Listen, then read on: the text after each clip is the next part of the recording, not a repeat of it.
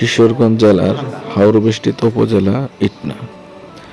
ঐতিহ্যের এই জনপদ ঠায় দাঁড়িয়ে আছে এক রহস্যময় স্থাপত্য, যা স্থানীয়দের কাছে গাইবী মসজিদ নামে পরিচিত।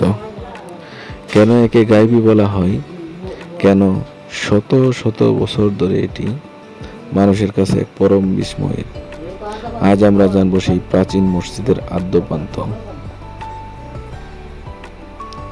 মসজিদটির সঠিক নির্মাণকাল নিয়ে ইতিহাসবিদদের মধ্যে মতভেদ আছে, তবে এর গঠনশৈলী দেখে ধারণা করা হয় এটি মুঘল আমলের আগে বা সুলতানি আমলের শেষের দিকে নির্মিত।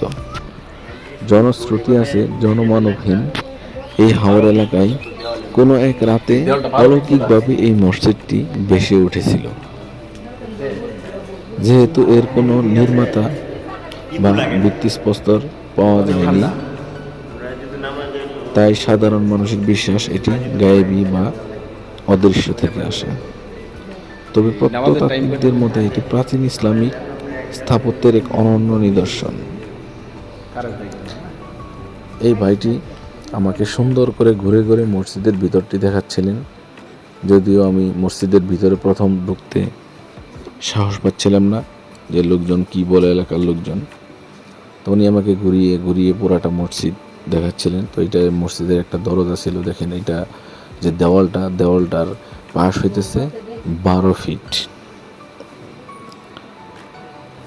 মসজিদের দিকে তাকালে আপনি অবাক হবেন এর মজবুত গঠন দেখে।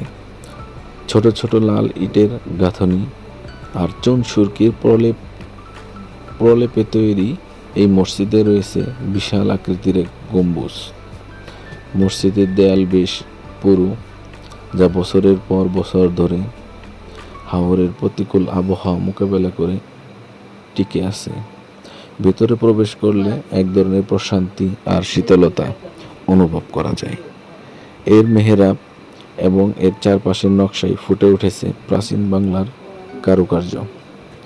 এখানে মোম রাখার জায়গা, বিদ্যুৎ না থাকলে এখানে মোম রাখে।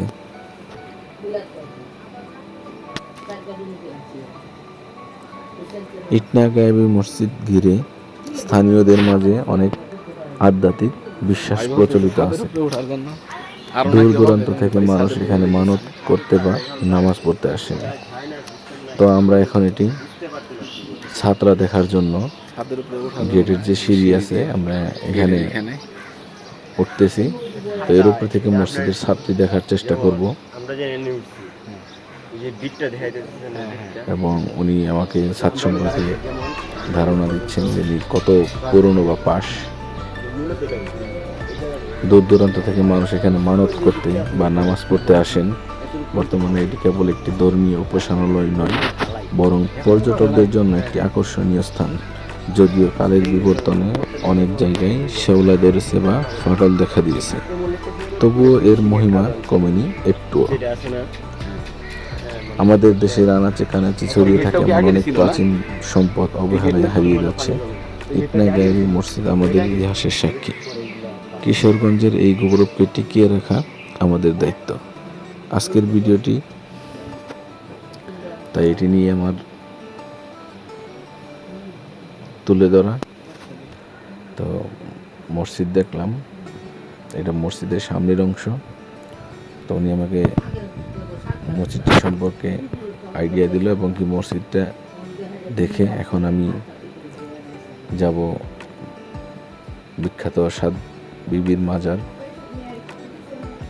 উনি আমাকে বলতেছে এখানে একটা বড় দিঘি আছে, দেওয়ান সাহেবের দিঘি। এটা আগে জমিদার ছিল, জমিদারদের দিঘি। তো উনি আমাকে অনেক আইডিয়া দিল এই এলাকা সম্পর্কে। তো তারপর আমি মসজিদটি আপনাদের এখন ঘুরিয়ে ঘুরিয়ে এটার দক্ষিণ পাশ দেখানোর চেষ্টা করতেছি। মসজিদটি ঘুরিয়ে ঘুরিয়ে দেখানোর চেষ্টা করতেছি।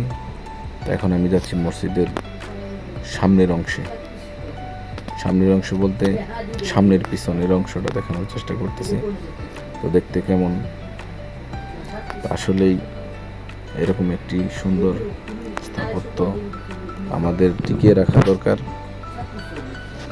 তো আমি এখন এখান থেকে বের হয়ে পাঁচ বিবির মাজারে যাচ্ছি, তো এটা নিয়ে বিস্তারিত ব্লগ আসবে। আমার চ্যানেলটি সাবস্ক্রাইব করে লাইক